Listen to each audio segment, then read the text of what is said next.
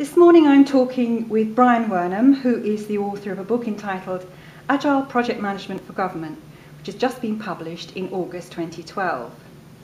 Brian, Andrew Bragg, the CEO of the Association for Project Management, describes the book as a forceful, evidence-based argument for the role of Agile within government. And Ovum's Asia-Pacific IT Research Director, Dr. Steve Hodgkinson, says it's a very timely statement of the new logic required in public sector IT. What inspired you to write it? Well, in the last year, both the US and the UK governments have both announced new IT strategies.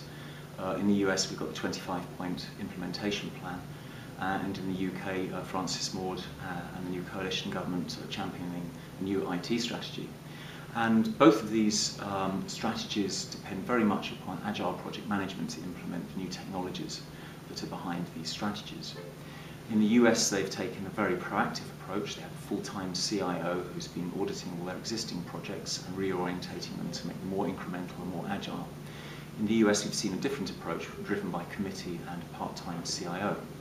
So with the importance of IT being increasing with things like the UK Universal Credit project up and being developed at the moment, it seemed very timely to have a look at this from a government perspective. The thing which really drove me to write the book was my experiences at the National Audit Office producing reports such as this, which were looking at the existing approaches toward IT, which are based on very large contracts, big bang implementations, often working only half well, in some cases like the fire control project working very badly indeed and losing maybe, I think fire control, it's £560 million. So I wanted to see whether there was evidence that Agile would work in government, because so many people were very sceptical about the use of Agile on large projects, especially where the project is responsible for the outcome, not just the output of the product, which is what most of the existing Agile reference literature really looks at. So I wanted to produce a book that was evidence-based and looked at the leadership aspects, not the process aspects. Okay. Now in the book you look at 5 large projects as case studies that successfully used Agile, and you identify 9 Agile leadership behaviours. For example, you talk about creating trust both through leadership and through process, and getting the business and technical people together. Which qualities do you think single out an Agile leader, and is there any one of the 9 behaviours that you consider paramount? The problem with the way that Agile is defined up to now is that it's based on the Agile Manifesto signed in 2001, which was very much looking at things from a process perspective and looking at things from the development team's perspective. And this has produced a very good set of best practice guidance for team leaders and for programmers within those teams. But increasingly those team members are becoming very frustrated by the lack of use of Agile, especially in government. And the important thing here is the leadership of management within government, and the leadership, of course, at the team level, Scrum Master level, if you will, but also sponsorship level, stakeholders. They have to understand the leadership attributes that are necessary to make to enable Agile to happen. And out of the 9 leadership attributes that I've identified in the book, of course they all interact to make an Agile project possible. But probably most important, of course, is number 1, which is satisfying the customer, making sure that you're producing something that really does work and produces good outcomes. But to support that and to make a project truly Agile, incrementality is very, very important, so being incremental. And the expectations with stakeholders, the expectations of the sponsor, the budget holders, the people who approve the business case, should be that of an incremental approach. Too many times the question is loaded. You're asked, when will the project be complete? When will it deliver? And that's almost a loaded question, almost assuming a waterfall approach. An Agile approach would be, how often will you deliver? When will you be sure that enough has been done? So by being incremental in your leadership attributes, you're looking for evidence of success, maybe every few months or every 6 months, a major new step forward with the use of the technology that's being developed, and a re-evaluation of the business case at each step to make sure that the investment is appropriate, should be increased, should be decreased, or when the project should be stopped. At the end of each chapter on leadership, you set the reader a series of Agile leadership exercises, which I imagine will prove very useful to anyone looking for guidance. and to deepen their understanding. Was it your intention that the book should be partly a self-help manual? I think it's important that the book is interactive. And obviously with technology nowadays, we have the opportunity for the reader of the book to become very involved with discussing the book online, tweeting about it, sending messages back to the author, which of course give me feedback for a second edition in a year or two.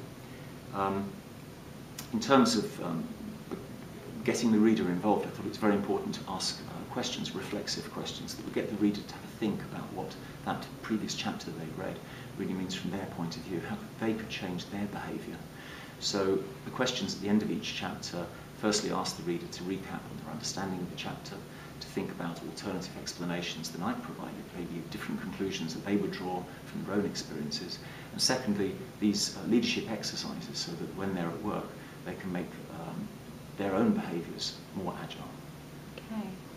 And there's also a chapter on procurement and contracts, looking at these from a traditional perspective and the barrier to the agile approach that they present. Do you think there's still a lot of work to be done in this area? This is perceived to be a major barrier.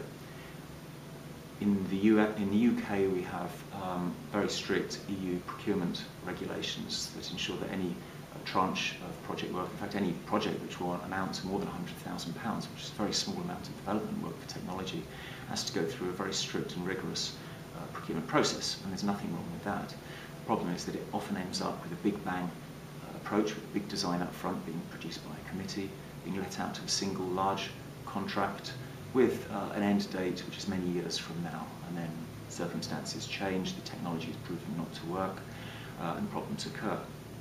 In the US there are different problems. Congress has been very frustrated with IT projects in the same way as we are being frustrated with government IT projects in this country. And the Congress has actually legislated that certain types of project management have to be used. Concepts such as earned value management and production of very large specifications, having large IT architectures available up front before project work begins. If that's not done in moderation, that can also drive towards a waterfall approach and a non-agile approach. So I think both in the UK and in the US, a rethink is required to make sure that it's leadership that drives this thing, not legislation. Okay. So Brian, moving on to the Agile Business Conference, where you'll be presenting in the public sector track this October, can you give us a flavour of what you'll be covering in your session?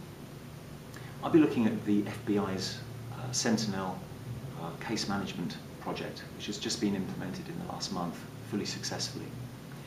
This is the third attempt that the FBI have made to implement the Sentinel system over a 10-year period. And this is almost like a science experiment. The first two attempts to implement the Sentinel project, first the virtual case file system and then Sentinel Part 1, were both procured from Lockheed Martin as very waterfall-y, big design up front, very large projects. At its height, the second attempt at the case management system employed over 125 people and had a very, very large project management office, which increased the bureaucracy and didn't facilitate the working at all. Those attempts cost over $600 million and were both canned. The third attempt to do exactly the same thing took an agile approach. The new CIO brought in from Wall Street decided to use to develop the project internally, to half the size of the project team, and to go agile. And within 2 years, at a cost of less than $150 million, they just went live with the second tranche last month, proving success. So at the Agile Business Conference, I'll be looking at what the FBI have done with Sentinel. It's a large-scale project, it's in government, and it's a scientific experiment, if you like. 2 attempts with waterfall failed, 1 attempt with Agile succeeded. Okay. Thank you, Brian. We shall look forward to hearing more about that in October. Thank you very much.